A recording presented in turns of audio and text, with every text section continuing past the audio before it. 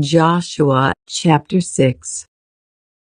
Now the gates of Jericho were tightly shut because the people were afraid of the Israelites. No one was allowed to go out or in. But the Lord said to Joshua, I have given you Jericho, its king, and all its strong warriors.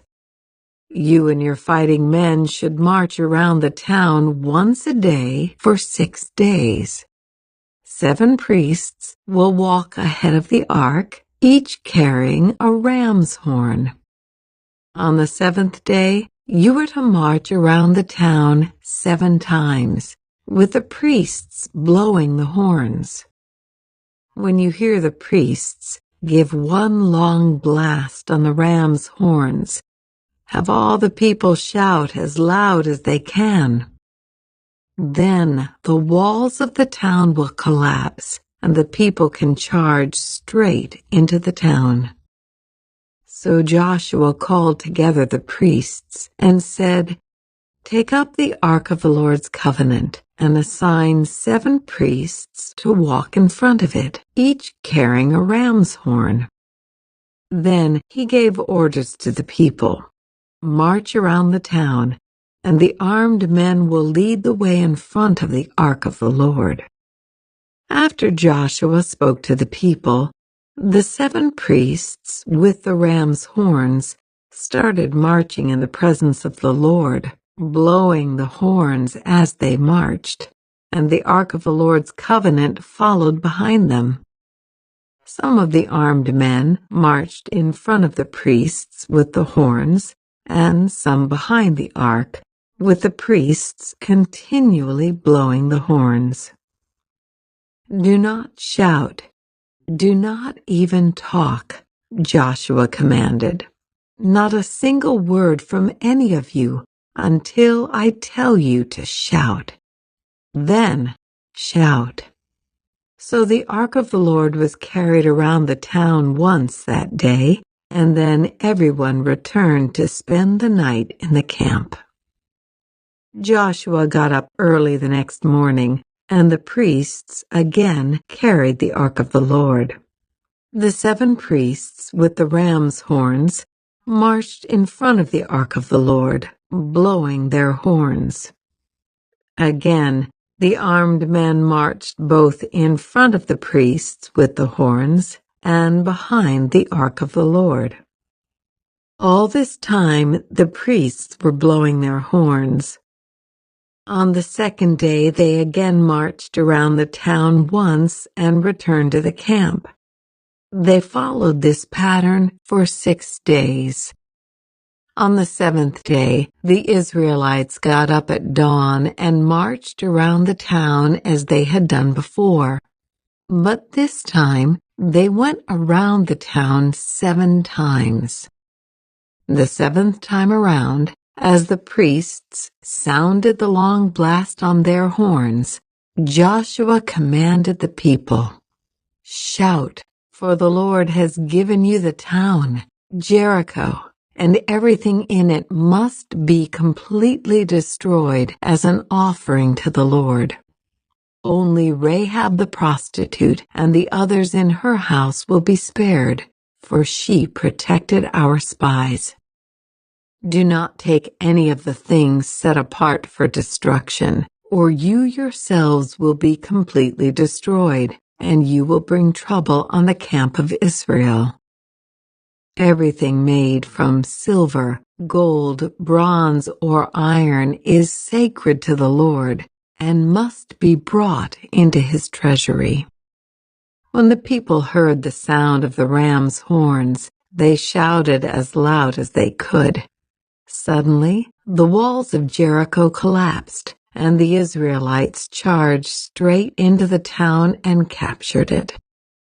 They completely destroyed everything in it with their swords, men and women, young and old, cattle, sheep, goats, and donkeys.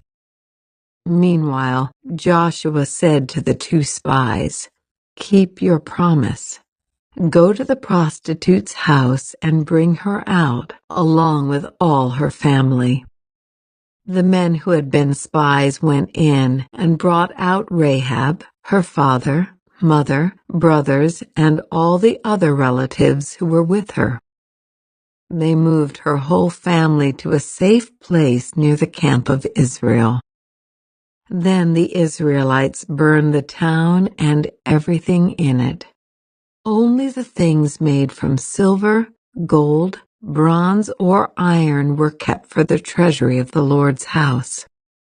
So Joshua spared Rahab the prostitute and her relatives who were with her in the house, because she had hidden the spies Joshua sent to Jericho, and she lives among the Israelites to this day.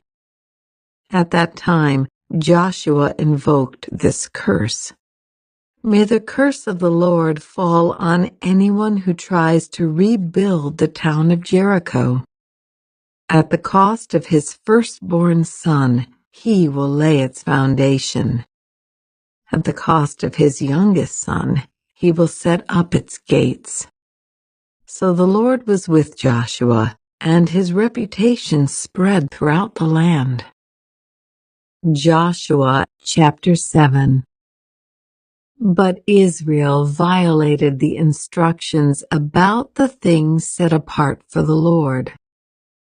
A man named Achan had stolen some of these dedicated things, so the Lord was very angry with the Israelites.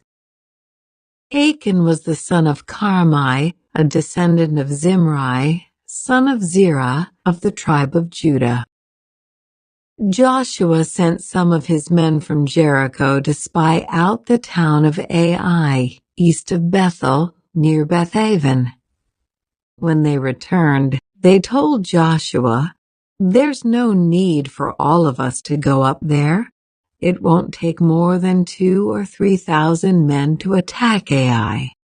Since there are so few of them, don't make all our people struggle to go up there."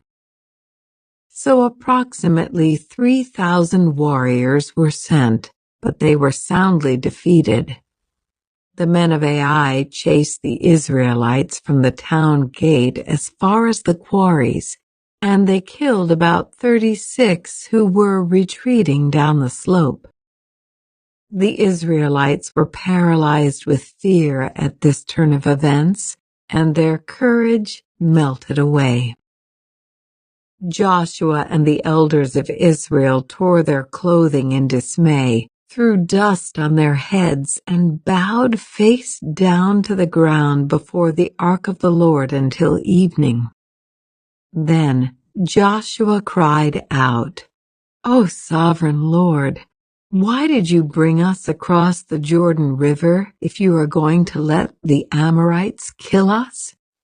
If only we had been content to stay on the other side. Lord, what can I say now that Israel has fled from its enemies? For when the Canaanites and all the other people living in the land hear about it, they will surround us and wipe our name off the face of the earth. And then what will happen to the honor of your great name?" But the Lord said to Joshua, "Get up. Why are you lying on your face like this? Israel has sinned and broken my covenant. They have stolen some of the things that I commanded must be set apart for me, and they have not only stolen them, but have lied about it and hidden the things among their own belongings. That is why the Israelites are running from their enemies in defeat. For now Israel itself has been set apart for destruction. I will not remain with you any longer unless you destroy the things among you that were set apart for destruction. Get up, command the people to purify themselves in preparation for tomorrow. For this is what the Lord, the God of Israel, says. Hidden among you, O Israel, are things set apart for the Lord. You will never defeat your enemies until you remove these things from among you. In the morning you must present yourselves by tribes, and the Lord will point out the tribe to which the guilty man belongs. That tribe must come forward with its clans, and the Lord will point out the guilty clan. That clan will then come forward, and the Lord will point out the guilty family. Finally, each member of the guilty family must come forward, one by one. The one who has stolen what was set apart for destruction will himself be burned with fire, along with everything he has, for he has broken the covenant of the Lord and has done a horrible thing in Israel. Early the next morning, Joshua brought the tribes of Israel before the Lord, and the tribe of Judah was singled out. Then the clans of Judah came forward, and the clan of Zerah was singled out. Then the families of Zerah came forward, and the family of Zimri was singled out. Every member of Zimri's family was brought forward person by person, and Achan was singled out. Then Joshua said to Achan, "My son, give glory to the Lord, the God of Israel, by telling the truth. Make your confession and tell me what you have done. Don't hide it from me." Achan replied, "It is true. I have sinned against the Lord, the God of Israel. Among the plunder I saw a beautiful robe from Babylon, 200 silver coins, and a bar of gold weighing more than a pound. I wanted them so much that I took them. They are hidden in the ground beneath my tent, with the silver buried deeper than the rest." So Joshua sent some men to make a search. They ran to the tent and found the stolen goods hidden there just as Achan had said, with the silver buried beneath the rest. They took the things from the tent and brought them to Joshua and all the Israelites. Then they laid them on the ground in the presence of the Lord.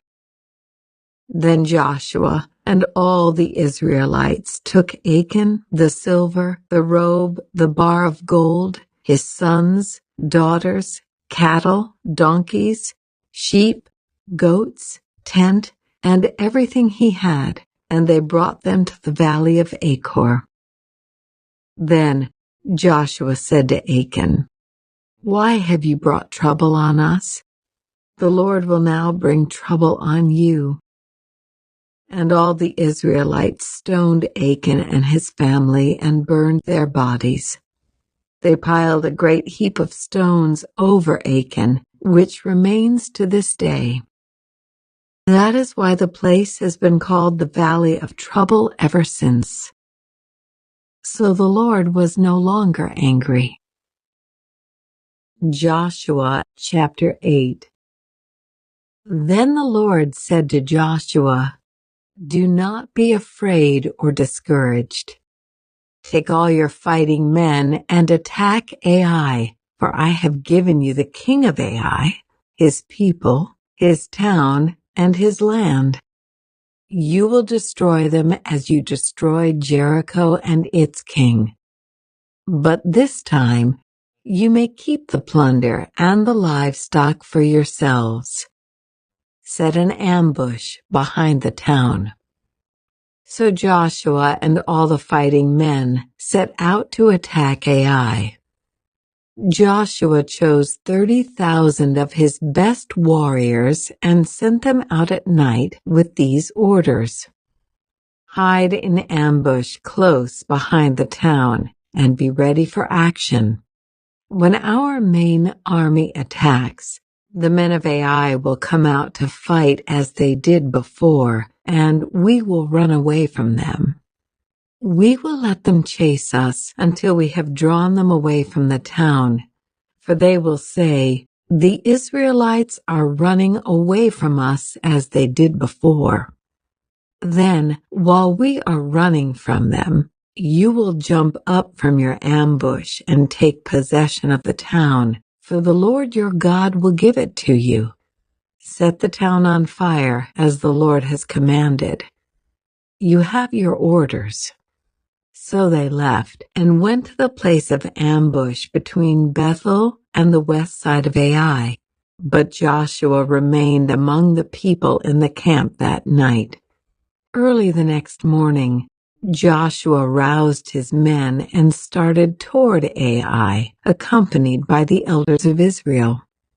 All the fighting men who were with Joshua marched in front of the town and camped on the north side of Ai, with a valley between them and the town. That night, Joshua sent about 5,000 men to lie in ambush between Bethel and Ai on the west side of the town. So they stationed the main army north of the town and the ambush west of the town. Joshua himself spent that night in the valley. When the king of Ai saw the Israelites across the valley, he and all his army hurried out early in the morning and attacked the Israelites at a place overlooking the Jordan Valley. But he didn't realize there was an ambush behind the town. Joshua and the Israelite army fled toward the wilderness as though they were badly beaten. Then all the men in the town were called out to chase after them. In this way, they were lured away from the town. There was not a man left in Ai or Bethel who did not chase after the Israelites, and the town was left wide open. Then the Lord said to Joshua, "Point the spear in your hand toward Ai, for I will hand the town over to you." Joshua did as he was commanded. As soon as Joshua gave this signal, all the men in ambush jumped up from their position and poured into the town. They quickly captured it and set it on fire. When the men of Ai looked behind them, smoke from the town was filling the sky, and they had nowhere to go. For the Israelites, who had fled in the direction of the wilderness, now turned on their pursuers. When Joshua and all the other Israelites saw that the ambush had succeeded and that smoke was rising from the town, they turned and attacked the men of Ai. Meanwhile, the Israelites who were inside the town came out and attacked the enemy from the rear. So the men of Ai were caught in the middle, with Israelite fighters on both sides. Israel attacked them, and not a single person survived or escaped. Only the king of Ai was taken alive and brought to Joshua.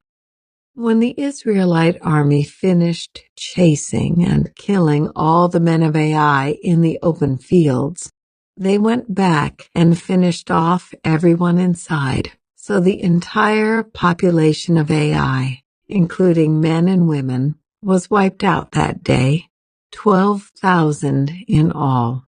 For Joshua kept holding out his spear until everyone who had lived in Ai was completely destroyed. Only the livestock and the treasures of the town were not destroyed, for the Israelites kept these as plunder for themselves, as the Lord had commanded Joshua. So Joshua burned the town of Ai, and it became a permanent mound of ruins, desolate to this very day. Joshua impaled the king of Ai on a sharpened pole and left him there until evening. At sunset, the Israelites took down the body as Joshua commanded and threw it in front of the town gate. They piled a great heap of stones over him that can still be seen today. Then Joshua built an altar to the Lord, the God of Israel, on Mount Ebal. He followed the commands that Moses, the Lord's servant, had written in the book of instruction. "Make me an altar from stones that are uncut and have not been shaped with iron tools." Then On the altar, they presented burnt offerings and peace offerings to the Lord. And as the Israelites watched, Joshua copied onto the stones of the altar the instructions Moses had given them. Then all the Israelites, foreigners and native-born alike, along with the elders, officers, and judges, were divided into two groups. One group stood in front of Mount Gerizim, the other in front of Mount Ebal. Each group faced the other, and between them stood the Levitical priests carrying the Ark of the Lord's covenant. This was all done according to the commands that Moses, the servant of the Lord, had previously given for blessing the people of Israel. Joshua then read to them all the blessings and curses Moses had written in the book of instruction. Every word of every command that Moses had ever given was read to the entire assembly of Israel, including the women and children and the foreigners who lived among them. Joshua chapter 9. Now all the kings west of the Jordan River heard about what had happened. These were the kings of the Hittites, Amorites, Canaanites, Perizzites, Hivites, and Jebusites, who lived in the hill country in the western foothills and along the coast of the Mediterranean Sea, as far north as the Lebanon mountains. These kings combined their armies to fight as one against Joshua and the Israelites. But when the people of Gibeon heard what Joshua had done to Jericho and Ai, they resorted to deception to save themselves. They sent ambassadors to Joshua, loading their donkeys with weathered saddlebags and old patched wineskins.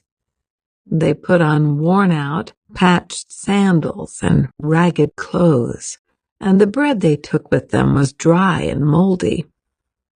When they arrived at the camp of Israel at Gilgal, they told Joshua and the men of Israel, "We have come from a distant land to ask you to make a peace treaty with us." The Israelites replied to these Hivites, "How do we know you don't live nearby? For if you do, we cannot make a treaty with you."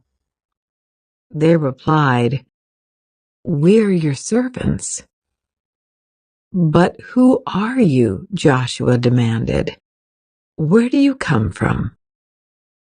They answered, "Your servants have come from a very distant country.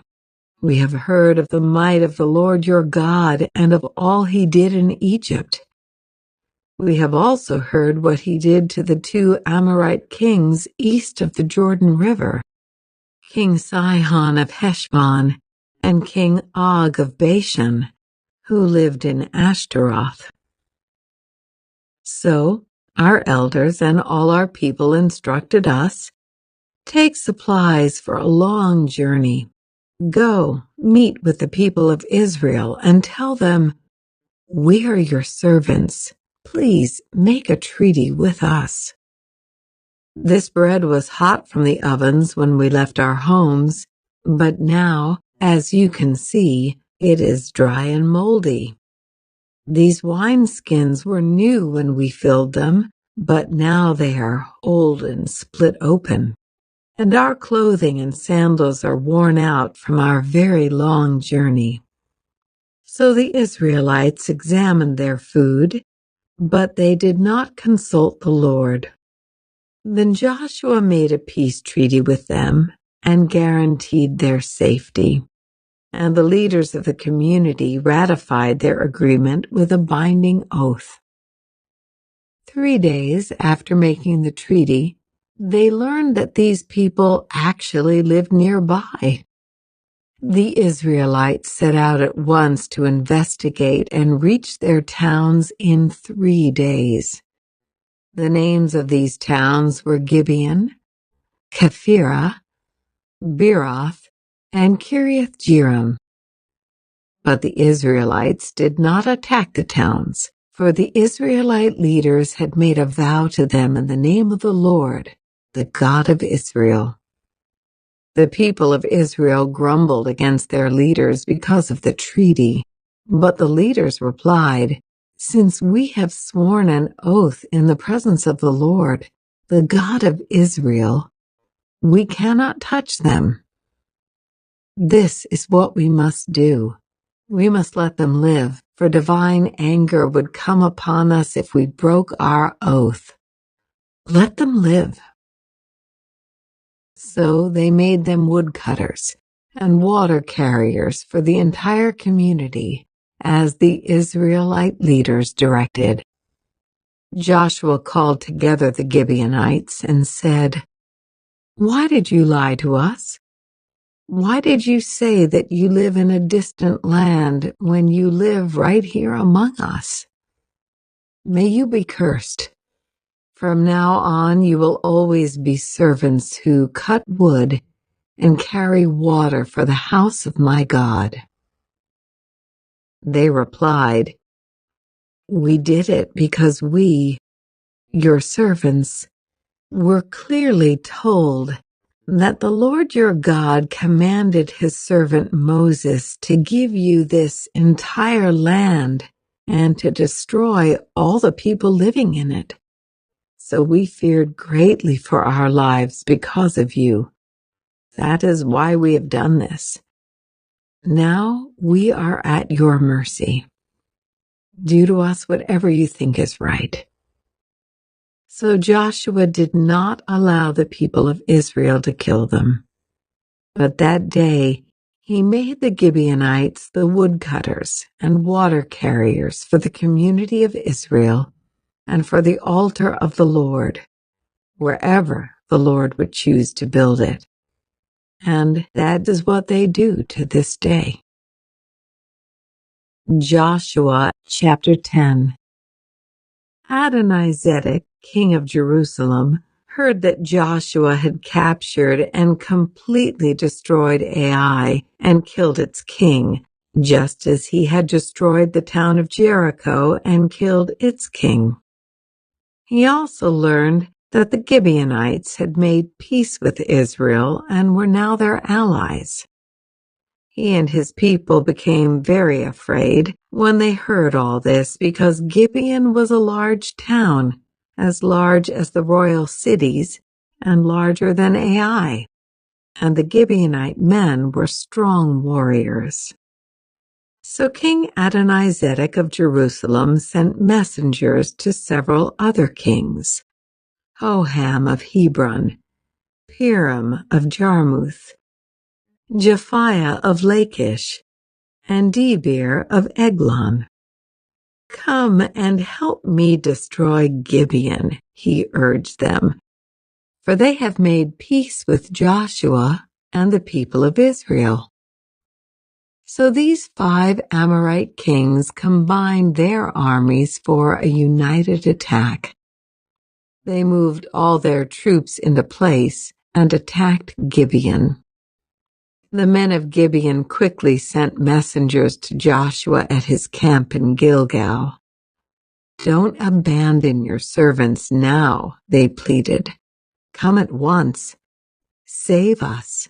Help us, for all the Amorite kings who live in the hill country have joined forces to attack us." So Joshua and his entire army, including his best warriors, left Gilgal and set out for Gibeon. "Do not be afraid of them," the Lord said to Joshua, "for I have given you victory over them. Not a single one of them will be able to stand up to you." Joshua traveled all night from Gilgal and took the Amorite armies by surprise. The Lord threw them into a panic, and the Israelites slaughtered great numbers of them at Gibeon. Then the Israelites chased the enemy along the road to Beth-horon, killing them all along the way to Azekah and Makkedah. As the Amorites retreated down the road from Beth-horon, The Lord destroyed them with a terrible hailstorm from heaven that continued until they reached Azekah. The hail killed more of the enemy than the Israelites killed with the sword. On the day the Lord gave the Israelites victory over the Amorites, Joshua prayed to the Lord in front of all the people of Israel. He said, "Let the sun stand still over Gibeon, and the moon over the valley of Ajalon." So the sun stood still, and the moon stayed in place until the nation of Israel had defeated its enemies. Is this event not recorded in the book of Jasher? The sun stayed in the middle of the sky, and it did not set as on a normal day. There has never been a day like this one before or since when the Lord answered such a prayer. Surely the Lord fought for Israel that day. Then Joshua and the Israelite army returned to their camp at Gilgal. During the battle, the 5 kings escaped and hid in a cave at Makkedah. When Joshua heard that they had been found, he issued this command: "Cover the opening of the cave with large rocks and place guards at the entrance to keep the kings inside. The rest of you continue chasing the enemy and cut them down from the rear. Don't give them a chance to get back to their towns, for the Lord your God has given you victory over them." So Joshua and the Israelite army continued the slaughter and completely crushed the enemy. They totally wiped out the 5 armies except for a tiny remnant that managed to reach their fortified towns. Then the Israelites returned safely to Joshua in the camp at Makkedah. After that, no one dared to speak even a word against Israel. Then Joshua said, "Remove the rocks covering the opening of the cave and bring the 5 kings to me." So they brought the 5 kings out of the cave, the kings of Jerusalem, Hebron, Jarmuth, Lachish, and Eglon. When they brought them out, Joshua told the commanders of his army, "Come and put your feet on the kings' necks." And they did as they were told. "Don't ever be afraid or discouraged," Joshua told his men. "Be strong and courageous, for the Lord is going to do this to all of your enemies." Then Joshua killed each of the 5 kings and impaled them on 5 sharpened poles, where they hung until evening. As the sun was going down, Joshua gave instructions for the bodies of the kings to be taken down from the poles and thrown into the cave where they had been hiding. Then they covered the opening of the cave with a pile of large rocks, which remains to this very day. That same day, Joshua captured and destroyed the town of Makkedah. He killed everyone in it, including the king, leaving no survivors. He destroyed them all, and he killed the king of Makkedah as he had killed the king of Jericho. Then Joshua and the Israelites went to Libnah and attacked it. There, too, the Lord gave them the town and its king. He killed everyone in it, leaving no survivors. Then Joshua killed the king of Libnah as he had killed the king of Jericho. From Libnah, Joshua and the Israelites went to Lachish and attacked it. Here again, the Lord gave them Lachish. Joshua took it on the 2nd day and killed everyone in it, just as he had done at Libnah. During the attack on Lachish, King Horam of Gezer arrived with his army to help defend the town, but Joshua's men killed him and his army, leaving no survivors. Then Joshua and the Israelite army went on to Eglon and attacked it. They captured it that day and killed everyone in it. He completely destroyed everyone, just as he had done at Lachish. From Eglon, Joshua and the Israelite army went up to Hebron and attacked it. They captured the town and killed everyone in it, including its king, leaving no survivors. They did the same thing to all of its surrounding villages, and just as he had done at Eglon, he completely destroyed the entire population. Then Joshua and the Israelites turned back and attacked Debir. He captured the town, its king, and all of its surrounding villages. He completely destroyed everyone in it, leaving no survivors. He did to Debir and its king just what he had done to Hebron and to Libnah and its king. So Joshua conquered the whole region, the kings and people of the hill country, the Negev, the western foothills, and the mountain slopes. He completely destroyed everyone in the land, leaving no survivors, just as the Lord, the God of Israel, had commanded. Joshua slaughtered them from Kadesh Barnea to Gaza, and from the region around the town of Goshen up to Gibeon. Joshua conquered all these kings and their land in a single campaign. For the Lord, the God of Israel, was fighting for his people. Then Joshua and the Israelite army returned to their camp at Gilgal.